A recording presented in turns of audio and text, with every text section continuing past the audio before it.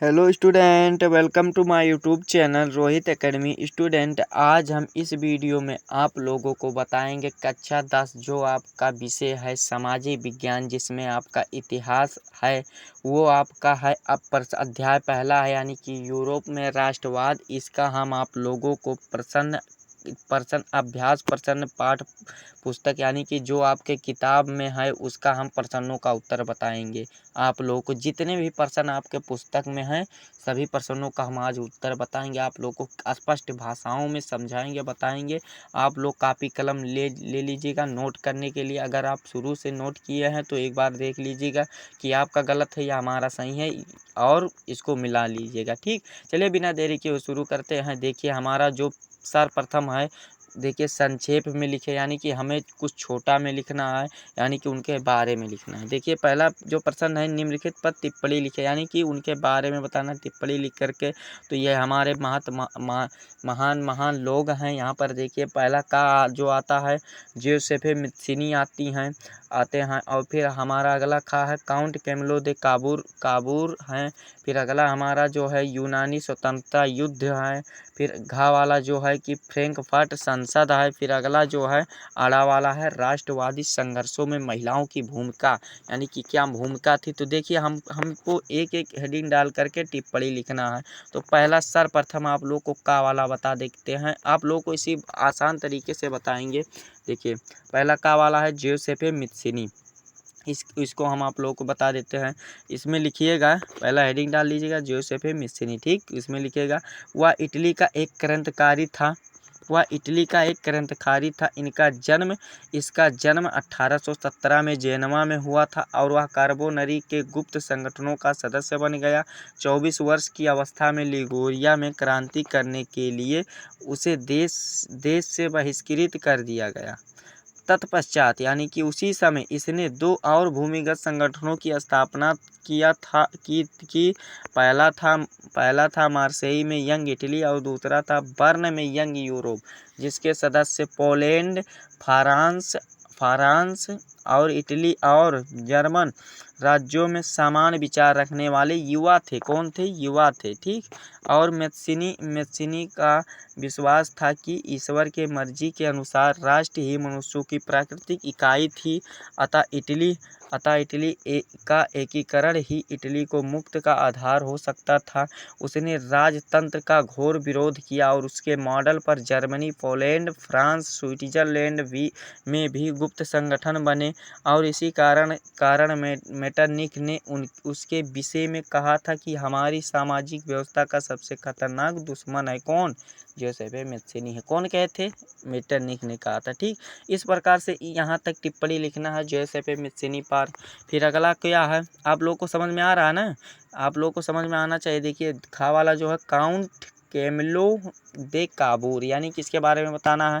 चलिए इनको बारे में भी बताते हैं। ये आप लोग कहानी के माध्यम से बना के अगर लिखते हैं या समझते हैं तो आप लोगों को ऐसे ही, ये है हमारा हिस्ट्री यानी कि इतिहास, इसमें बहुत बहुत कहानी के मॉडल रहता है। ठीक, इसका जो हमारा अगला है काउंट कैमलो दे काबूर इटली में मंत्री प्रमुख था, जिसने इटली के प्रदेशों को एकीकृत करने वाला आंदोलन का नेतृत्व किया। और फिर क्या है, वैचारिक तौर पर ना तो वह क्रांतिकारी था और ना ही जनतंत्र में विश्वास रखने वाला था। इतालवी अभिजात वर्ग के तमाम अमीर और शिक्षित सदस्यों की तरह वह इतालवी भाषा से कहीं बेहतर फ्रेंच बोलता था। अतः इटली का सम्राट हुईटेकर एमिलियो ने उसे 1852 को सार्डिनिया पीडमांट का प्रधानमंत्री बना। उसने यहाँ पर आर्थिक, शैक्षिक, कृषि के विकास के लिए कार्य किए तथा सेना में सुधार किया। और उसने फ्रांस व सार्डिनिया पीडमांट के बीच एक कूटनीतिक संधि की। और फिर क्या है, अपनी इन कूटनीतिक चालों के कारण उसने इटली की समस्याओं को तरफ यूरोपीय देशों का ध्यान आकर्षित किया। और फिर 6 जून 1861 ईस्वी में उसकी मृत्यु हो गई। फिर भी वह अपने उद्देश्यों को प्राप्त करने में सफल रहा, जिनके कारण 18 फरवरी 1861 ईस्वी में इटली की संसद ने हुईटेकर इमैनुएल को सम्राट घोषित कर दिया। किसको? विक्टर इमैनुएल को इटली का सम्राट घोषित कर दिया। इस इटली का एकीकरण संभव हुआ। फिर अगला क्या है कि सार्डिनिया पीडमांट 1859 में ऑस्ट्रेलिया बलों को हरा पाने में कामयाब हुआ। ठीक, ये हमारा थे कैमलो दे काबूर थे। ठीक, ये वाला हमारा टिप्पणी लिख कर क्या हो। फिर अगला हमारा क्या है कि यूनानी स्वतंत्रता युद्ध। चलिए आप लोगों को कुछ हाई स्पीड के साथ बताते हैं। देखिए, यूनानी स्वतंत्रता युद्ध कहानी के माध्यम से। यूनानी स्वतंत्रता युद्ध ने पूरे यूरोप के शिक्षित अभिजात वर्ग में राष्ट्रीय भावनाओं को संचार किया। 15वीं सदी से यूनानी ऑटोमन साम्राज्य का हिस्सा था। यूरोप में क्रांतिकारी राष्ट्रवाद की प्रगति से यूनानियों को आज़ादी के लिए संघर्ष 1821 में आरंभ हो गया था, यानी कि शुरू हो गया था। फिर क्या है, यूनान में राष्ट्रवादियों को निर्वासन में रह रहे यूनानियों के साथ पश्चिमी यूरोप के अनेक लोगों को समर्थन मिला, जो प्राचीन यूनानियों संस्कृति के प्रति सहानुभूति रखते थे। फिर क्या है, कवियों और कलाकारों ने यूनान को यूरोपीय सभ्यता का पालन बताकर प्रशंसा की और एक मुस्लिम साम्राज्य के विरोध यूनान के संघर्ष के लिए जनमत जुटाया। अंग्रेज कवि लॉर्ड बायरन ने धन एकत्रित किया और बाद में युद्ध लड़ने भी गए, जहां 1824 में बुखार से उसकी मृत्यु हो गई। अंततः 1820 में कुस्तुनिया संधि ने यूनान को स्वतंत्रता की मान्यता दी है। तो यहाँ पर एक क्वेश्चन बनता है कि यूनान को स्वतंत्रता कौन सी संधि ने दी थी? तो कुस्तुनिया संधि ने दी थी। कब दी थी? तो 1832 ईस्वी में। ठीक, समझ गए ना। यहाँ पर क्वेश्चन जो बनेगा बताएंगे आप लोगों को। ये वाला हमारा कंप्लीट होता है। हमारा अगला आ जाता है फ्रैंकफर्ट संसद, यानी कि फ्रैंकफर्ट संसद। इस पर टिप्पणी लिखने के लिए हमको कहा था, तो चलिए इसका भी प्रश्न आप आंसर बता देते हैं हम। देखिए इसका क्या होगा। जर्मन इलाकों में बड़ी संख्या में राजनीतिक संगठनों ने फ्रैंकफर्ट शहर से मिलकर के एक सर्व जर्मन नेशनल असेंबली के पक्ष में मतदान का फैसला किया।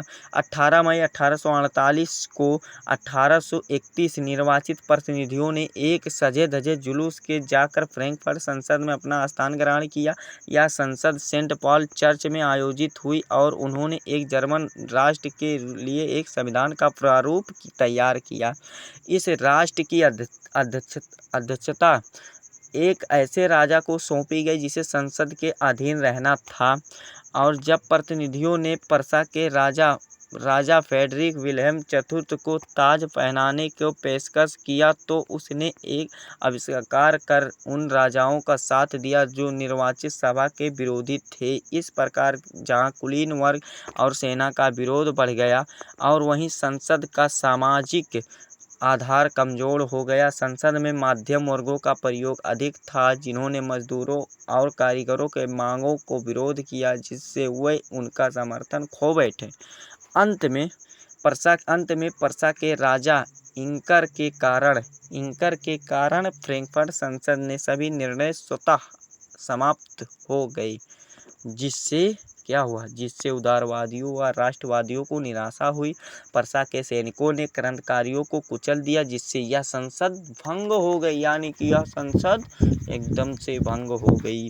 ये वाला हमारा अगला हो गया। फिर अगला क्या है, अगला हमारा है कि राष्ट्रवादी संघर्षों में महिलाओं की क्या भूमिका थी, यानी कि क्या हाथ था, क्या योगदान था। चलिए इसका आंसर भी आप लोगों को ज्ञात करा देते हैं या बता देते हैं। देखिए इसका आंसर क्या होगा। राष्ट्रवादी संघर्षों के वर्षों में बड़ी संख्या में महिलाओं ने सक्रिय रूप से भाग लिया था। महिलाओं ने अपने राजनीतिक संगठन स्थापित किया, अखबार शुरू किया और राजनीतिक बैठकों और प्रदर्शनों में भाग लिया। इसके बावजूद उन्हें असेंबली के चुनाव के दौरान मताधिकार से वंचित रखा गया था। जब सेंट पॉल चर्च में फ्रैंकफर्ट संसद की सभा आयोजित की गई थी, तब महिलाओं को केवल परीक्षकों को हैसियत से दर्शक दीर्घा में खड़े होने दिया गया था। ठीक, इतना ही लिखना था और कुछ भी नहीं लिखना था, इससे ज़्यादा कुछ नहीं लिखना था, इतना ही लिखना था। ये हमारा आंसर लिख करके कंप्लीट होता है। और प्रश्न जो हमारा दूसरा आता है, प्रश्न देखिए दूसरा क्या आता है कि फ्रांसीसी लोगों को बीच सामूहिक पहचान का भाव पैदा करने के लिए फ्रांसीसी क्रांतिकारियों ने क्या कदम उठाए, ये हमें बताना है। तो चलिए इसका भी आंसर आप लोगों को बता देते हैं। उत्तर देखिए, इसका उत्तर होगा प्रारंभ से ही फ्रांसीसी क्रांतिकारियों ने ऐसे अनेक कदम उठाए जिनसे फ्रांसीसी लोगों में एक सामूहिक पहचान भावना उत्पन्न हो सकती थी। ऐसे ये कदम निम्नलिखित हैं, यानी कि ये कदम निम्नलिखित हैं। चलिए पहला बता देते हैं आप लोगों को। पहला जो है कि पृष्ठभूमि और नागरिक जैसे विचारों ने एक संयुक्त समुदाय पर विचार का बल दिया, जिससे एक संविधान के अंतर्गत समान अधिकार प्राप्त थे, यानी कि समान अधिकार प्राप्त थे। दूसरा जो है कि एक नई फ्रांसीसी झंडा चुना गया जिसने पहले के राष्ट्र ध्वज की जगह ले ली। फिर अगला क्या है, अगला जो हमारा है कि स्टेट जनरल का चुनाव सक्रिय नागरिकों के समूह द्वारा किए जाने लगा और उसका नाम बदलकर नेशनल असेंबली कर दिया गया और नई स्तुतियाँ रची गई, शपथें ली गई और शहीदों का गुणगान हुआ, और यह सब राष्ट्र के नाम पर हुआ। देखिए ये जो हमारा है यहाँ पर देखिए कुछ यहाँ से बनेगा चौथा पॉइंट, यहाँ से बनेगा कि नई स्तुतियाँ रची गई, शपथें ली गई, शहीदों का गुणगान हुआ और ये सब राष्ट्र के नाम पर हुई। हमारा इतना चौथा पॉइंट के अंतर्गत आता है।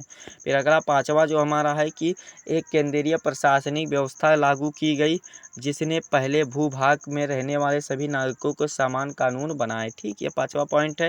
फिर अगला 6 वाला पॉइंट है कि आंतरिक आयात निर्यात शुल्क समाप्त कर दिए गए और भार तथा नाप के एक समान व्यवस्था लागू की गई। ठीक, फिर अगला क्या है, अगला हमारा जो 7वां वाला लास्ट पॉइंट कि क्षेत्रीय बोलियों के हतोत्साहित किया गया और पेरिस में फ्रेंच जैसी बोली की और लिखी जाती है वही राष्ट्र की भाषा बन गई।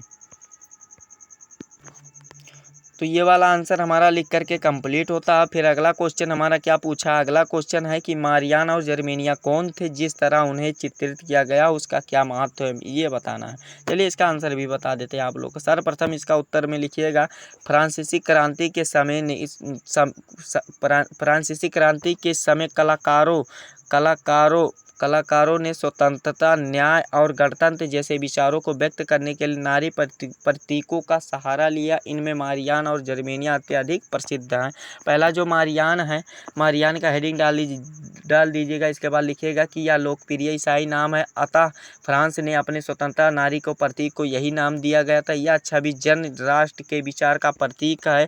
इसके चिन्ह स्वतंत्रता व गणतंत्र के प्रतीक लाल टोपी, तिरंगा और कलगी थे। मारियान की प्रतिमाएं सार्वजनिक चौराहे पर और अन्य महत्वपूर्ण स्थानों पर लगाई गई ताकि जनता को राष्ट्रीय एकता की राष्ट्रीय प्रतीक की याद आती रहे और वह उससे अपनी तदाम्ब यानी कि तालमेल स्थापित कर सके। मारियान की छवि सिक्कों और डाक टिकटों पर भी अंकित की गई, यानी कि अंकित मतलब क्या होता है, छापी गई। ठीक, अंकित नाम मत समझ लीजिएगा, अंकित का मतलब क्या होता है, छापी गई सिक्कों और टिकटों पर, डाक टिकटों पर। फिर दूसरा हमारे कौन है, जर्मेनिया है। जर्मेनिया इसमें लिखिएगा कि यह जर्मन राष्ट्र की रूपक नारी थी या नारी रूपक थी, बात एक ही है। चक्षुष अभिव्यक्तियों में या बलूत वृक्ष के पत्तों का मुकुट पहनती थी क्योंकि जर्मन में बलूत वीरता का प्रतीक है। उसने हाथ में जो तलवार पकड़ी हुई थी उस पर यह लिखा था, हुआ जर्मन तलवार जर्मन राज्य की रक्षा करती है। इस प्रकार जर्मेनिया जर्मन में स्वतंत्रता, न्याय और गणतंत्र का प्रतीक बन करके उभरी एक नारी छवि थी। ठीक, ये हमारा लिख करके आंसर कंप्लीट होता है। अगला क्वेश्चन हमारा क्या है कि जर्मन एकीकरण की प्रक्रिया का संक्षेप को पता लगाए। देखिए सभी प्रश्नों का आप लोगों का अभ्यास प्रश्न का उत्तर बताएंगे, बस आप लोग बैठे रहिएगा, भले वीडियो लंबा हो जाएगा। चलिए क्वेश्चन ये है हमारा, इसका उत्तर बता देते हैं। जर्मन के एकीकरण की प्रक्रिया महत्वपूर्ण चरण इस प्रकार है, चलिए बता देते हैं। पहला पॉइंट हमारा है कि देखिए जर्मन एकीकरण के मार्ग के दौरान संविधान, प्रेस की स्वतंत्रता का संगठन बनाने के लिए आज़ादी जैसे सिद्धांतों का विकास हुआ, पहला पॉइंट है। फिर दूसरा हमारा पॉइंट क्या है कि संसदीय व्यवस्था स्थापित करने के लिए पृष्ठभूमि तैयार की जाने लगी, दूसरा पॉइंट है।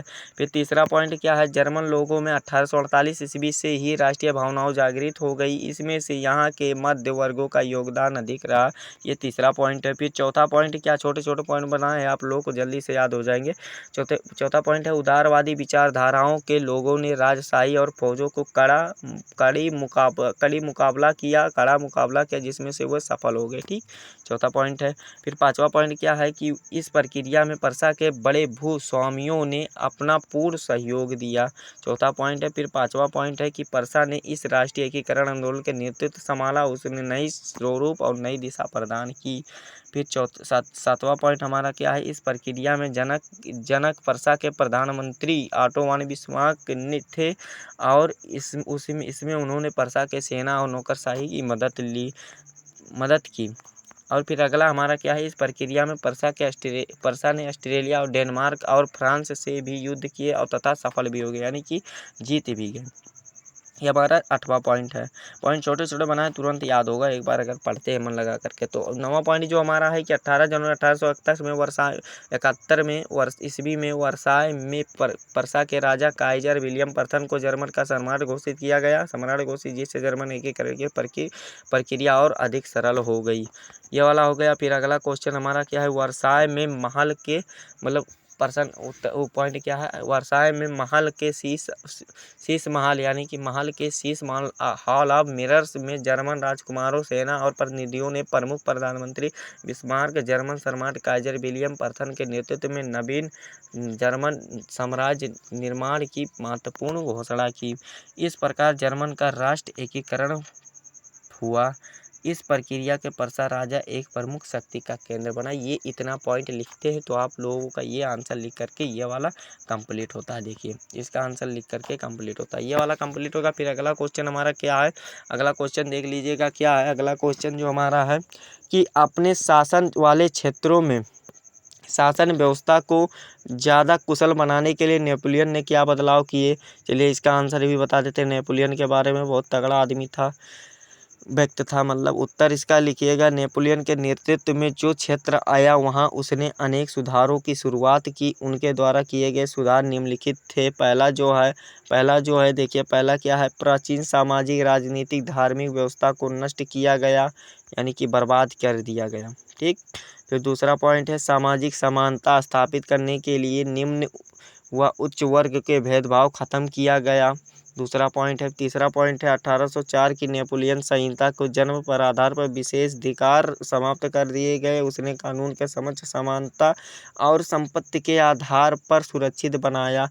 फिर चौथा पॉइंट है क्या है कि समान कर प्रणाली लागू की गई।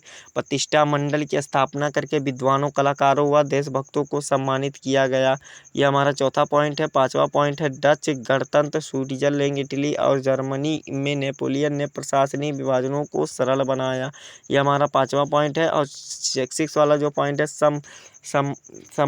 समानती व्यवस्था को खत्म किया गया और किसानों को भूदस्त और जगीदारी नहीं है, जमींदारी शुल्कों से मुक्ति दिलाई। कौन दिलाए थे, नेपोलियन में। जमींदारी है वहाँ पर गा बन गया है, जमींदारी कर लीजिएगा, ठीक, माँ बना लीजिएगा। फिर सातवां जो है, शहरों में कारीगरों के श्रेणी संघों के नियंत्रण को हटाया गया, यातायात और संचार व्यवस्था को सुधारा गया।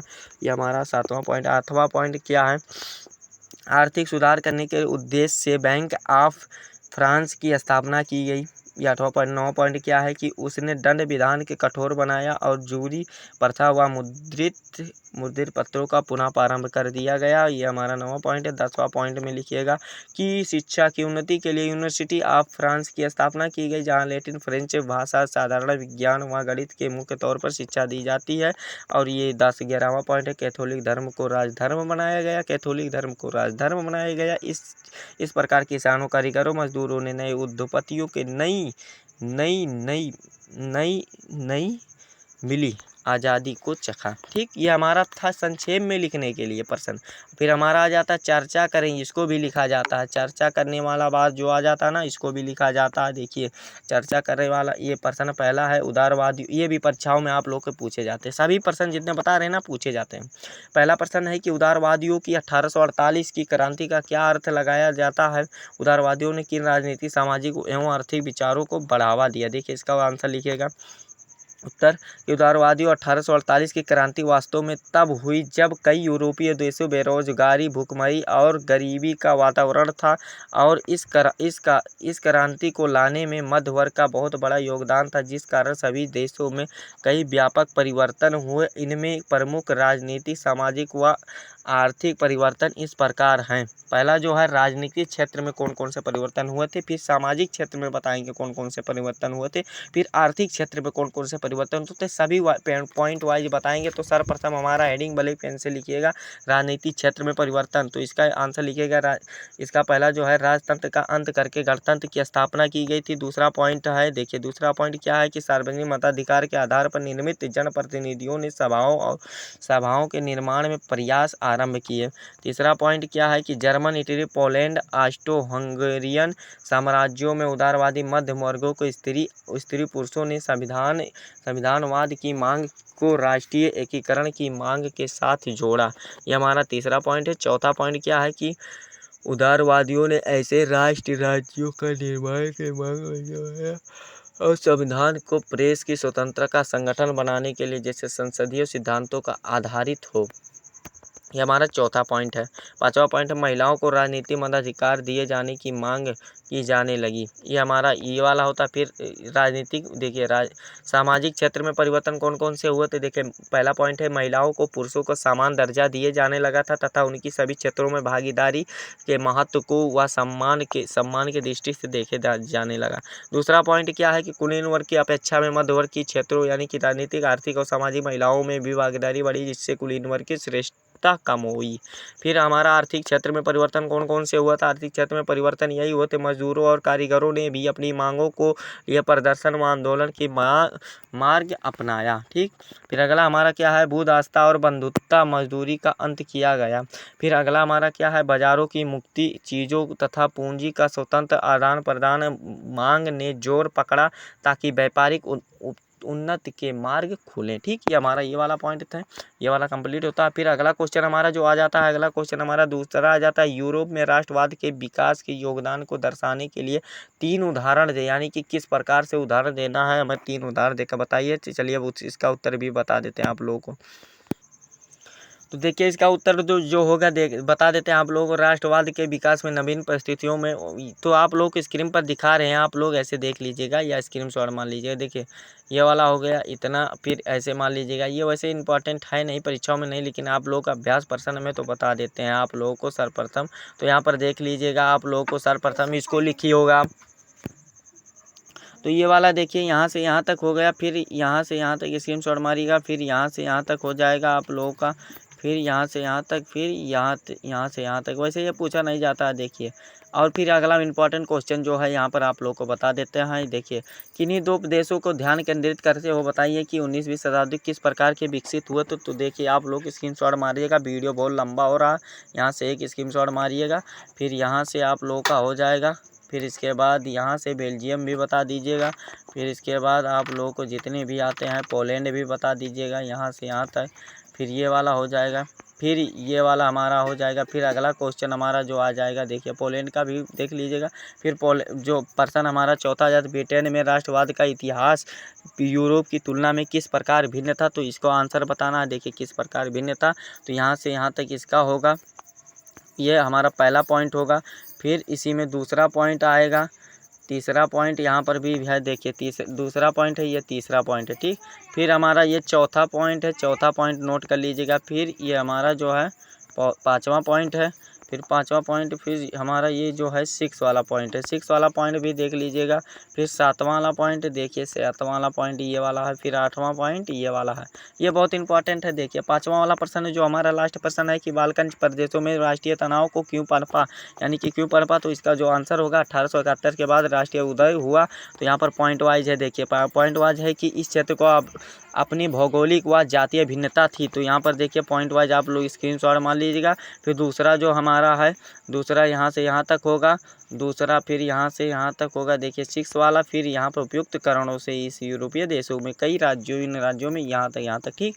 तो हमारा इस प्रकार से प्रश्न ये वाला होता है इंडो, यानी कि ये जो संक्षेप में था और चर्चा करें ये वाला। और परियोजना कार्य वैसे आप लोग को कराए नहीं जाते, लेकिन इसका आंसर आप लोग को दिखा देते हैं। देखिए पहला क्वेश्चन यहाँ पर है ना, तो पहला क्वेश्चन यहाँ से यहाँ तक होगा आंसर इसका, फिर यहाँ से यहाँ तक होगा। फिर आप इतना ही मतलब कर लीजिएगा, और मतलब परियोजना कार्य वैसे पूछा नहीं जाता। तो आप लोगों को इस वीडियो में कक्षा 10 का जो सामाजिक विज्ञान का इतिहास आपका था, जिसका नाम था यूरोप में राष्ट्रवाद का उदय कैसे हुआ, इसके प्रश्न आप लोगों को सभी बता दिए। आप लोगों को वीडियो कैसा लगा है कमेंट करके ज़रूर बताएं। अगर आप हमारे चैनल पर नए हैं तो चैनल को सब्सक्राइब कर दीजिएगा और बेल आइकन को भी दबा दीजिएगा। और इस वीडियो को सभी क्लास 10 के स्टूडेंट के पास ज़रूर शेयर करें। और चलिए मिलते हैं अगले वीडियो में, तब तक के लिए जय हिंद, जय भारत, वंदे मातरम।